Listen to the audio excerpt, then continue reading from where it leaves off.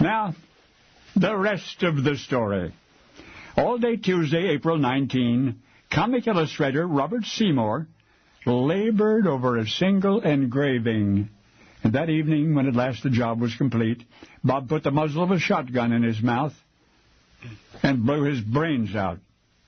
And so at 36, died one of the most popular humorous artists of his generation. Reports of the tragedy included the inevitable remarks about artistic temperament, but there was something more to it than that, of course. Robert Seymour was particularly adept at sports satire, so his publisher was delighted when Bob said he'd like to illustrate an entire book on the subject, specifically humorous drawings depicting the misadventures of amateur sportsmen.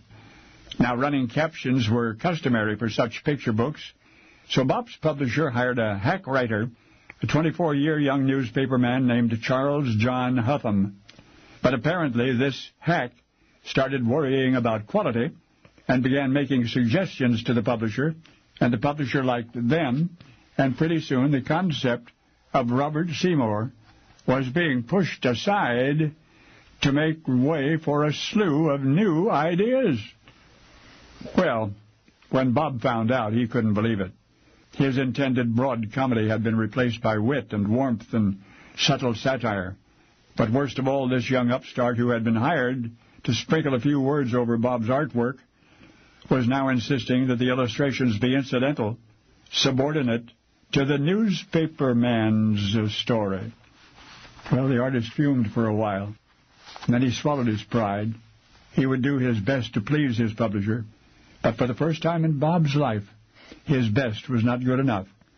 In fact, a few of the engravings in the first batch were so distressing that the anxious publisher proposed a conference to iron out the differences, and the three of them, publisher, artist, and writer, would meet for drinks the evening of Sunday, April 17. It was the first time the established, distinguished Robert Seymour had met this junior-grade wordsmith who had trampled his brainchild.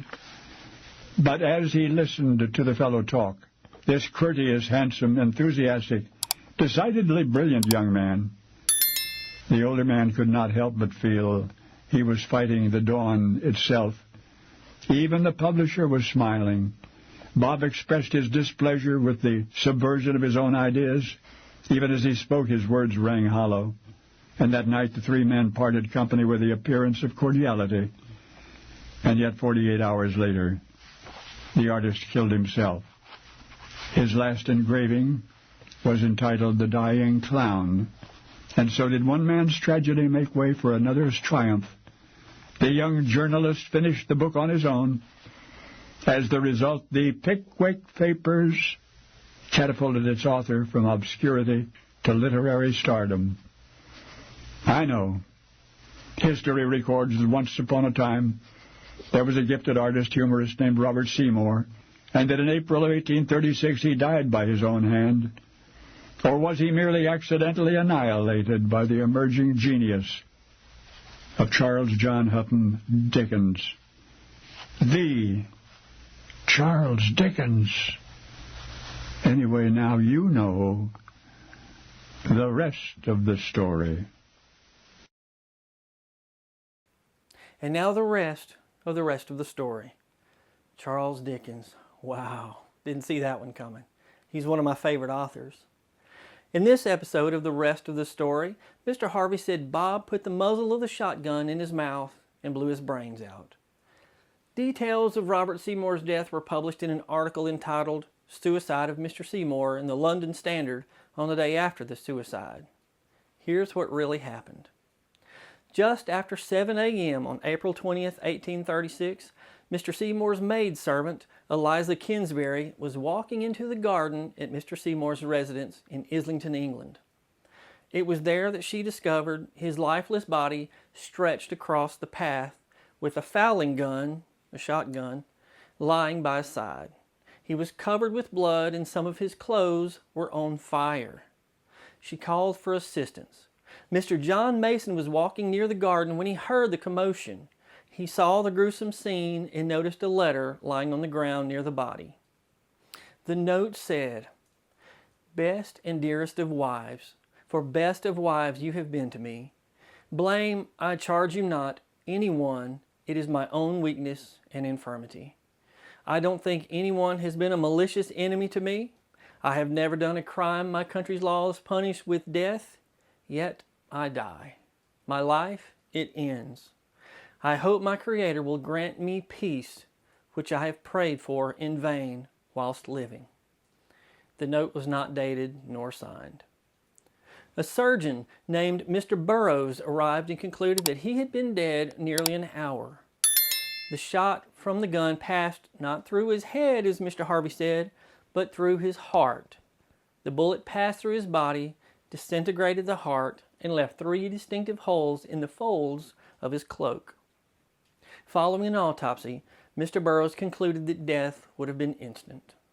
Samuel Unot, nephew of Seymour, said Seymour's mind of late had been very much perplexed, which was caused by his intense application to his profession as an artist and caricaturist, for which he was so justly celebrated. After interviewing numerous friends and relatives of Seymour, the coroner returned a verdict of temporary derangement. But what brought on the temporary derangement?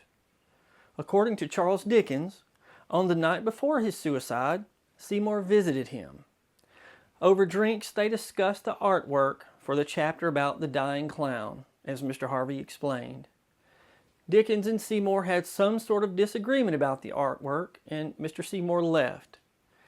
Dickens provided no more details about the argument. After returning home, Seymour continued working on the piece. The completed artwork, called The Dying Clown, was found shortly after Seymour's body was found.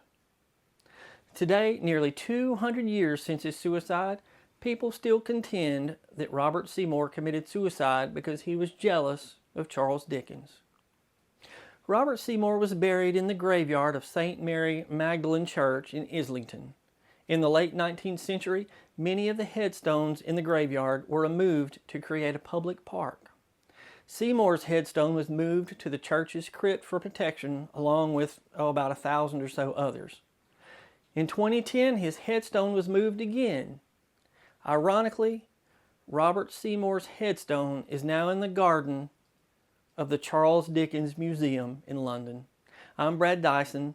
Thanks for watching. And as Paul Harvey would say, good day.